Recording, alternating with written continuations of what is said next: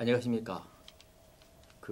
오늘은 여러분들과 함께 융합 기반으로 한 9988-234 전략에 대해서 잠깐 살펴보도록 하겠습니다.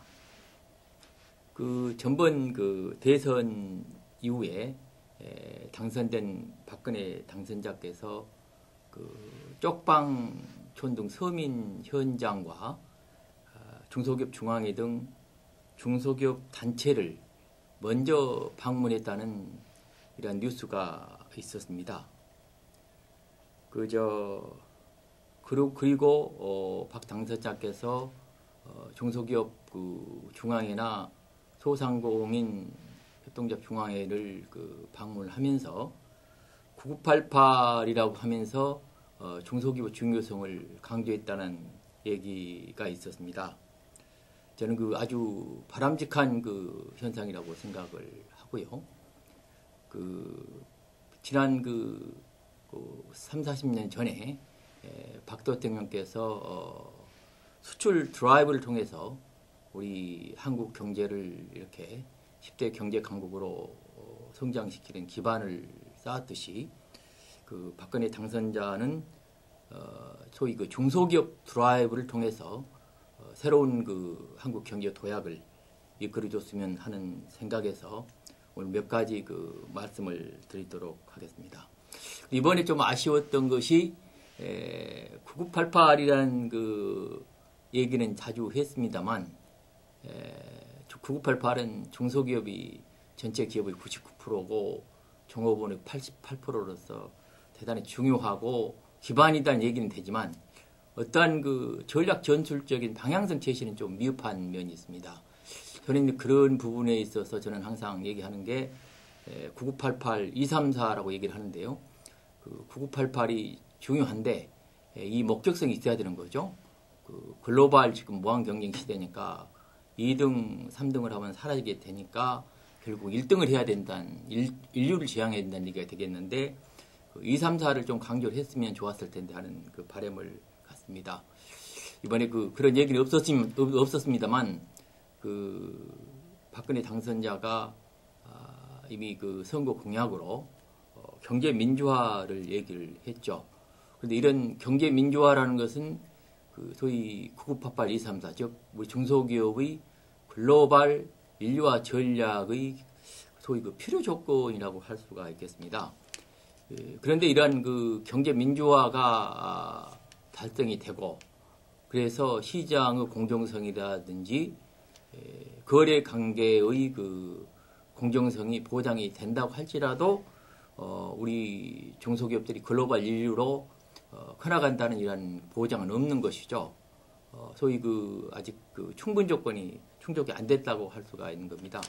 그래서 저는 이제 이러한 중소기업의 글로벌 인류를 위한 충분 조건이 중요한데 이 부분에 대한 관심과 전략 전술이 대단히 지금 중요하고 이런 부분에 대해서 이번 인수위에서 잘 제시돼서 향후 5년간 9988-234가 꼭 달성되기를 기대를 하는데요. 저는 이러한 9988-234의 충분 조건으로 세 가지 전략 전술을 좀 말씀을 드리고 있는데요. 첫 번째는 이노베이션이죠. 근데 이노베이션, 혁신은 혁신인데 저는 이걸 좀 전략적으로 스마트 혁신이라고 이렇게 부르고 싶고요.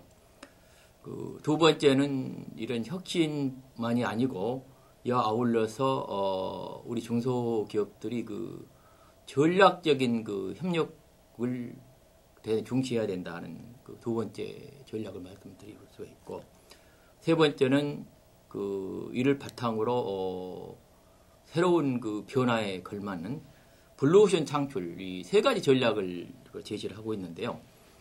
스마트 혁신을 간단히 말씀드리면 지금까지 우리 중소기업들이 혁신하면 기술 개발, 소위 기술 혁신에 중점을 둬왔죠.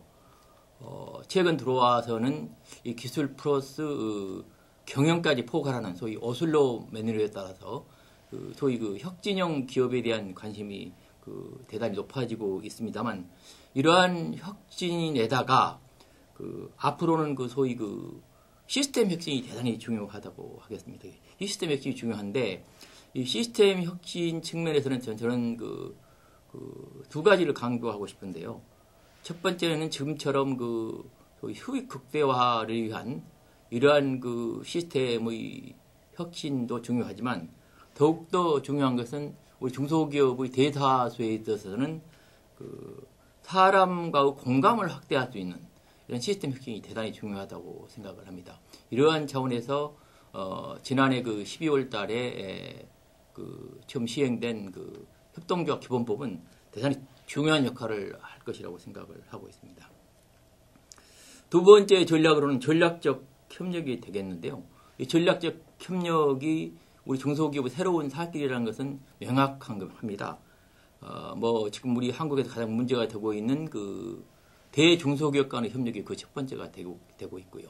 이 부분은 중소기업의 역할이라기보다는 오히려 대기업의 역할이 훨씬 더 크다고 할 수 있겠고, 이런 부분은 시장의 공정성 확보, 경제 민주화 노력과 아울러서 대기업들이 더욱더 적극적인 참여와 노력이 필요하다고 볼 수가 있겠습니다. 그런데 이제 우리 중소기업 입장에서는 이런 대기업과의 협력만 있는 건 아니고요.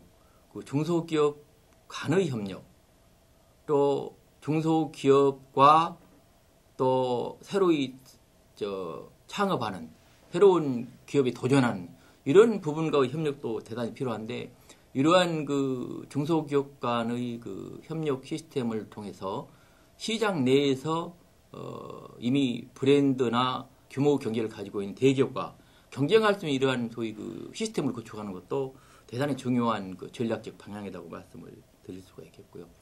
세 번째는 전략적 협력 분야에서 중요한 것이 중소기업의 경우에는 중소기업들 간의 문제만 아니고요. 이 부분은 정부라는 소위 공공기관의 역할이 대단히 중요하죠.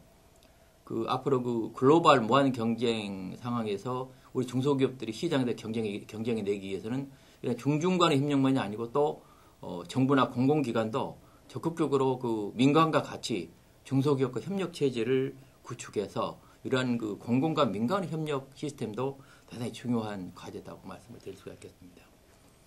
세 번째는 블루오션 창출을 말씀을 드렸는데, 블루오션 창출의 소위 트렌드 핵심으로는 첫 번째가 저희들이 강조하고 있는 융복합 현상을 적극적으로 활용하는 모든 인문, 사회 또는 과학기술 이런 부분의 융복합만이 아니고 다양한 기관 간 또는 기능 간 이런 융복합도 대단히 중요한 이런 방법이다 말씀을 드릴 수 있겠고요.